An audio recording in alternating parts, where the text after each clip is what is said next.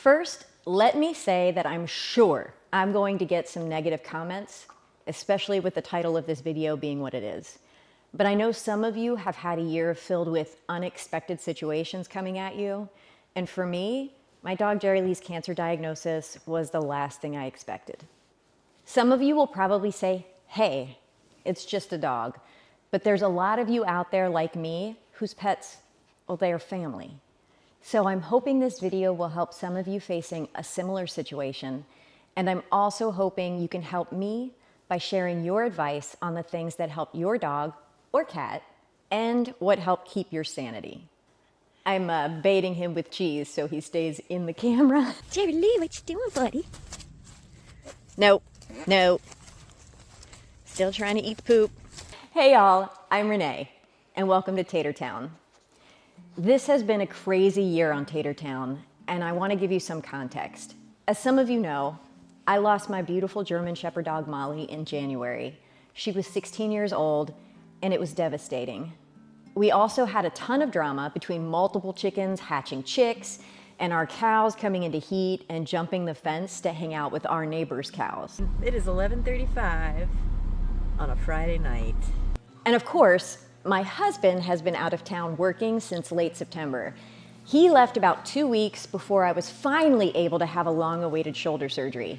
And that's been fun, fixing and doing all the things you do on a farm with one arm.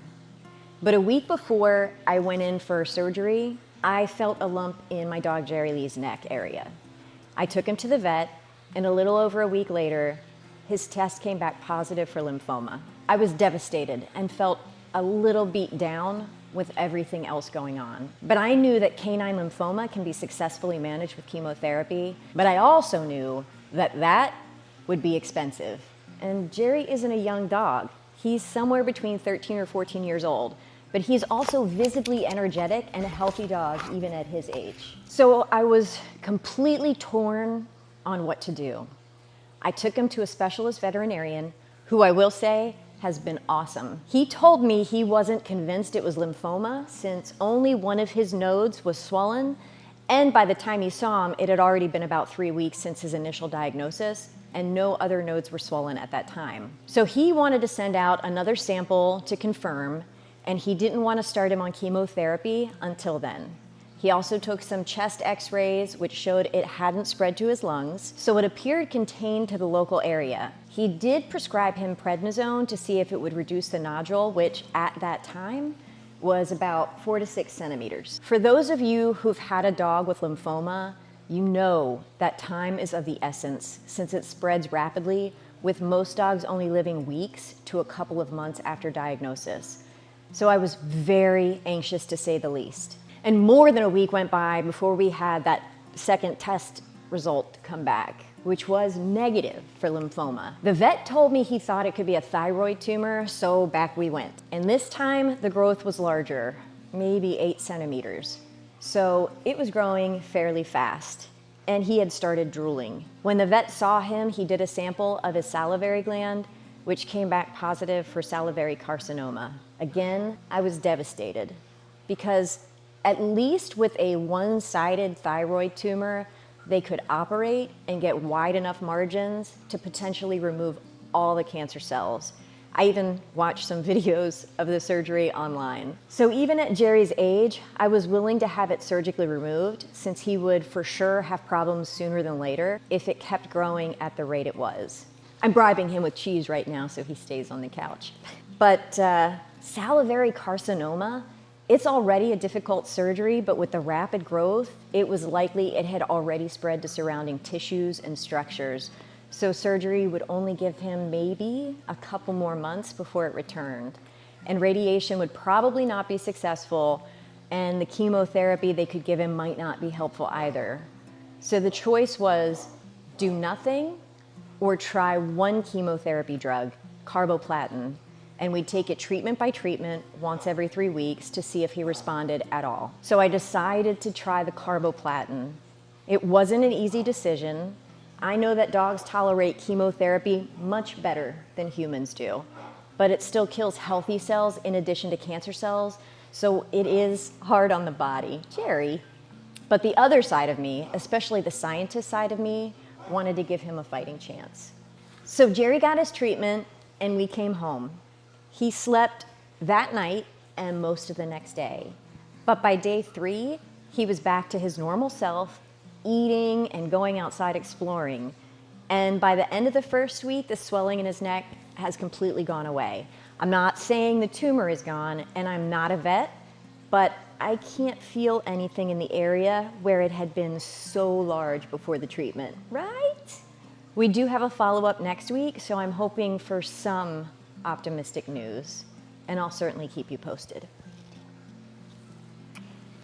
And I'm totally aware that maybe I'm being selfish for doing this, but he's still so energetic and eating and playing, and I just want to give him as good a life as I can before the tumor begins interfering with his quality of life. So, I have some questions to put out into the YouTube universe. What have you done for your dog or cat that has had cancer? Whether it's salivary carcinoma or not. What foods did you give them? Treatments, supplements, anything that you found helpful. I would be so very grateful for your thoughts, even though I know I'll get some negative feedback as well. You kind of can't avoid it here, but that's okay. Jerry, I have already done a bunch of research, but I feel that hearing others' approaches could be very helpful. I will tell you that before he got this diagnosis, I was feeding him several days of Honest Kitchen dehydrated food with grains. And the other days he was getting Prey Model Raw, which is a species-specific raw diet. After he was diagnosed, however, I switched him to 7 days a week raw and added in sardines and some of my homemade sauerkraut as well. I also started giving him some blueberries and my homemade yogurt. Plus, I started giving him mushroom powder, parsley, and I made him a golden paste, which for those of you who aren't familiar is a turmeric paste. And of course, he gets an egg 3 days a week. Seriously, this dog eats way better than I do. But I did this because I know that a ketogenic diet can be very helpful by supporting the body's ability to fight cancer, as well as helping with the side effects of chemotherapy or radiation, and not just in dogs, but in humans as well. I'm really hoping this video will help others going through a similar situation, and that some of you will have some great ideas that I and others can add to their arsenal when helping their pets live a long, healthy, and happy life. Oh, and I am curious about cancer immunotherapy for dogs. Do any of you have any experience with it? If so, please let me know in the comments. Most importantly, if you have a pet that's been diagnosed with cancer, it can take an emotional toll on you and also on your pets. So make sure you're taking care of yourself so you can better take care of them. And just ignore those people who tell you it's only a dog or it's only a cat.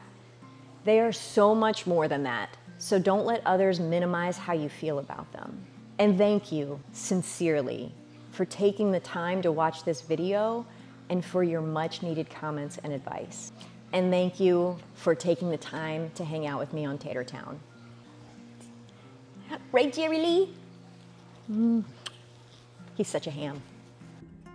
All right, buddy, you want to come up here? Come on up. Come up. Here. Come up. Come on up. Come on up. You gotta come up. Hey, you gotta come up. Yes, my boy. Right here. Oh. Hi. Okay, lay down. Come here. Lay down. Hey, lay down. Should you lay down? Lay down facing me. There you go. Come on.